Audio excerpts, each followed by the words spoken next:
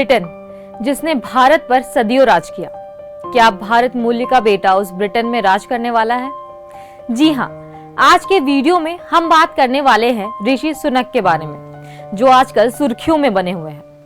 Rishi Sunak Britain के प्रधानमंत्री के पद के उम्मीदवार हैं और सबसे दिलचस्प बात तो ये है कि ऋषि सुनक भारतीय मूल के हैं। ब्रिटेन के नागरिक होने के बाद भी ऋषि ने ऐसा कई बार कहा है कि मैं भले ही ब्रिटेन का नागरिक हूं, लेकिन मेरी संस्कृति भारतीय है। जब 2020 में ऋषि को ब्रिटेन के वित्त मंत्री के रूप में शपथ दिलवाई गई थी, तो उस दौरान उन्होंने भगवत गीता पर हाथ रखकर शपथ लिया था और तब से सबके दिल में छा गए ऋषि। भगवत गीता पर शपथ लेने के बाद जब रिपोर्टर्स ने ऋषि से इस बारे में पूछा, तो उन्होंने कहा कि मैं अब ब्रिटेन का नागरिक हूं, लेकिन मेरा धर्म हिंदू है।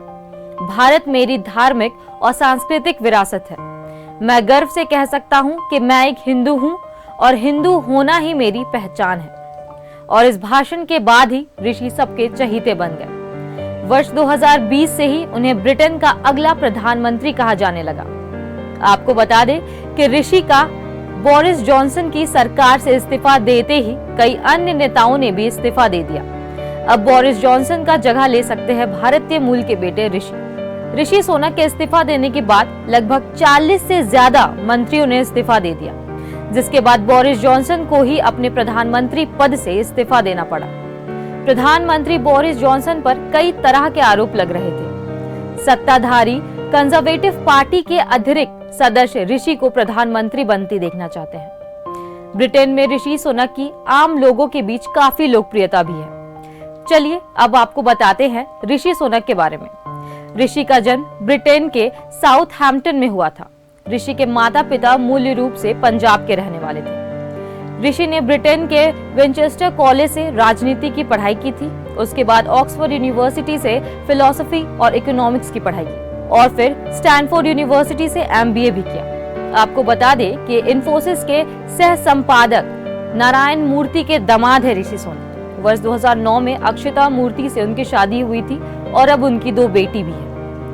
ऋषि के राजनीतिक सफर के बारे में अगर बात की जाए तो 2014 में उन्हें अपनी राजनीतिक सफर की शुरुआत की थी। साल 2015 में ऋषि ने रिचमंड से आम चुनाव लड़ा और काफी बड़ी जीत हासिल की। साल 2017 में ऋषि को सांसद चुना गया।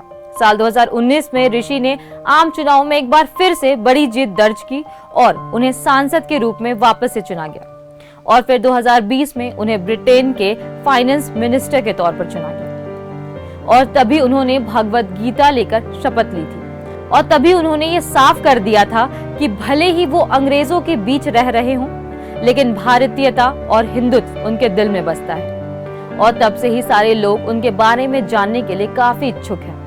मैं हूं मेघना साक्षी और आप देख रहे हैं युग अभियान टाइम्स। धन्यवाद।